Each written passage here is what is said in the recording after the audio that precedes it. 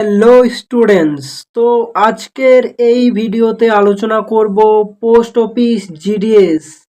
তো তোমরা যারা যারা জিডিএস এ অ্যাপ্লাই করেছো এবং তোমাদের ফার্স্ট লিস্টে নাম আসেনি, তোমরা অপেক্ষা করে আছো যে সেকেন্ড লিস্ট আসবে কি আসবে না, সেকেন্ড লিস্টে কাট অফ কেমন কি যাবে, সেই সম্পর্কে আজকের এই ভিডিও। তো তুমিও যদি রেজাল্টের ওয়েট করে থাকো সেকেন্ড লিস্টের, তো এই ভিডিওটা তোমার জন্য। ঠিক আছে, তো চলো শুরু করছি বেশি কথা না বলে। তো প্রথমেই যদি দেখি আমরা এই জিডিএস 2026-এ ইম্পর্টেন্ট আপডেট। এখানে জিডিএস 2026-এ টোটাল কতগুলো ভ্যাকেন্সি ছিল এটা আমরা প্রথমে ডিসকাস করব। তো 2026-এ কিন্তু আমাদের জিডিএসে 28,636টা টোটাল ভ্যাকেন্সি ছিল। ঠিক আছে, এবারে ফার্স্ট লিস্ট কিন্তু অলরেডি বেরিয়ে গেছে এবং ফার্স্ট লিস্টের ডকুমেন্টস ভেরিফিকেশনও হয়ে গেছে। তোমাদের ফার্স্ট লিস্ট এসেছিল 6 মার্চ 2026। ঠিক আছে, ফার্স্ট লিস্টের রেজাল্ট এসেছিল আর কি। দেন ডকুমেন্ট ভেরিফিকেশনের লাস্ট ডেট কত তারিখ ছিল? তো ডকুমেন্ট ভেরিফিকেশনের লাস্ট ডেট কিন্তু তোমার 23 মার্চ 2026। এবারে সেকেন্ড লিস্টটা কেন আসবে আমি কেন বলছি, ঠিক আছে। এই ফার্স্ট লিস্টে যারা যারা ফর্ম ফিল আপ করেছে, ঠিক আছে, অনেকেই হয়তো 90% নাম্বার পেয়েছে, বাট নাম্বার দিয়ে দিয়েছে 95%, 96% বা 99%। এরকম কিন্তু প্রচুর স্টুডেন্ট থাকে যারা মানে বেশি করে নাম্বার দিয়ে দেয় আর কি, মানে পেয়েছে কম বাট বেশি নাম্বার দিয়ে দেয়। এরকমের জন্য অনেকে বাদ পড়ে যায়। আবার অনেক ভালো স্টুডেন্ট যারা অ্যাপ্লাই করেছে বাট তাদের সেই জবটা প্রয়োজন না, এরকমও অনেক বাদ পড়ে যায়। সেই সাথে অনেকে ডকুমেন্ট ভেরিফিকেশনে যেতে পারেনি আর কি, তো তারা তো বাদ হয়েই যাবে।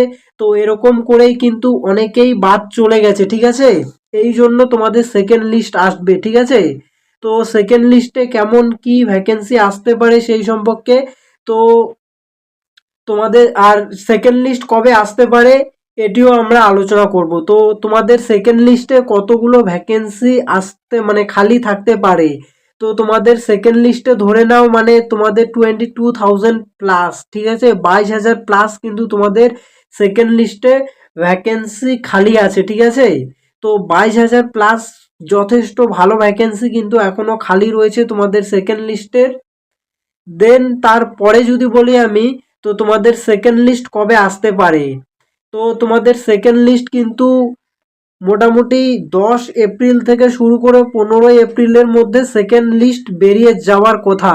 আর আমাদের ওয়েস্ট বেঙ্গলে কিন্তু একটু প্রবলেম হতে পারে, কারণ 23 তারিখে আমাদের ওয়েস্ট বেঙ্গলে ইলেকশন আছে। তো যদি এই 10 থেকে 15 তারিখের মধ্যে তোমার সেকেন্ড লিস্টের রেজাল্ট বেরিয়ে যায়, তাহলে কিন্তু ডকুমেন্ট ভেরিফিকেশন কিন্তু মাঝখানে পড়ে যাবে। ঠিক আছে, ধরো যে 10-15 দিন পরে ডকুমেন্ট ভেরিফিকেশন হবে বা 5-7 দিন পরে ডকুমেন্ট ভেরিফিকেশন হবে, সেক্ষেত্রে কিন্তু ইলেকশনের জন্য প্রবলেম হয়ে যাবে আর কি। তো আমাদের ওয়েস্ট বেঙ্গলের যে সেকেন্ড লিস্টটা আছে সেটি কিন্তু এখন তো প্রেসিডেন্ট রুল লাগু হয়ে গেছে, ইলেকশন কমিশনার রুল লাগু হয়ে গেছে, এখন তো স্টেট গভর্নমেন্টের রুল চলছে না। তো এখন এরকম ধরনের অফিস আদালত খোলা থাকবে কি থাকবে না, এটা ইলেকশন কমিশনারের উপর ডিপেন্ড করছে। তো আশা করা যায় যে খোলা থাকবে না আর কি।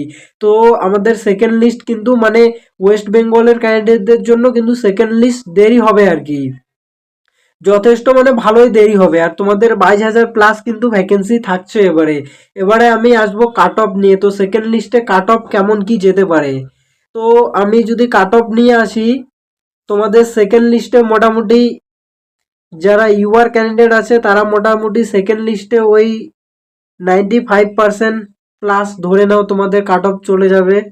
সেকেন্ড লিস্টের কথা বলছি আমি, ঠিক আছে। দেন যারা ওবিসি আছে, তো ওবিসির কাট অফ কত যেতে পারে, ওবিসি তোমার ওই ধরে নাও 93% ওবিসি। দেন তোমার কি আছে এসসি, তো এসসির কাট অফ কত যেতে পারে সেকেন্ড লিস্টে, ওই 92 ধরে নাও তোমার এসসির কাট অফ।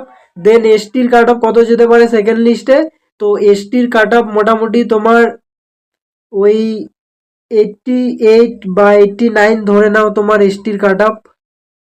ঠিক আছে, এরকম যেতে পারে এসটির কাট অফ।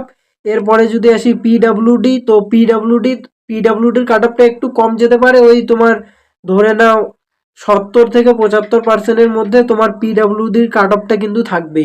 তো এই গেল তোমার কাট অফ নিয়ে, ঠিক আছে। দেন এরপরে এই যে সেকেন্ড লিস্ট পাবলিশড হয়ে যাবে, এরপরে কিন্তু মানে আরও 2-3টা লিস্ট পাবলিশড হয়। তোমরা চেক করবে প্রত্যেক বছর কতগুলো করে লিস্ট পাবলিশড হচ্ছে। তো মোটামুটি মানে থার্ড লিস্ট এবং ফোর্থ লিস্ট আরও দুটো লিস্ট আসার চান্স আছে কিন্তু, ঠিক আছে। অনেকেই মানে ভুল ভাল দিবে, অনেকের ডকুমেন্টসে ভুল থাকবে, মানে অনেক মানে সমস্যা হয় আর কি। সেই ক্ষেত্রে আরও মানে 2-3টে লিস্ট আসার সম্ভাবনা রয়েছে। আর এখানে মানে বেশিরভাগ ওই 90%-এর উপরে যারা করোনার স্টুডেন্ট তাদের চান্সটা একটু বেশি থাকে। বাট বেশিরভাগ করোনার স্টুডেন্টের কিন্তু অলরেডি চাকরি হয়ে গেছে, যারা মানে চাকরি পেয়ে রিডিং করতে পারছে না, এরকম মানে প্রবলেম হয়ে যাচ্ছে আর কি।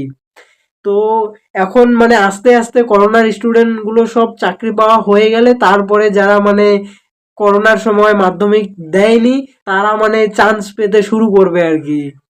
সো এই হলো আজকের ভিডিও। এরকমই নতুন নতুন গুরুত্বপূর্ণ চাকরি আপডেট পেতে অবশ্যই চ্যানেলটাকে সাবস্ক্রাইব করে দাও।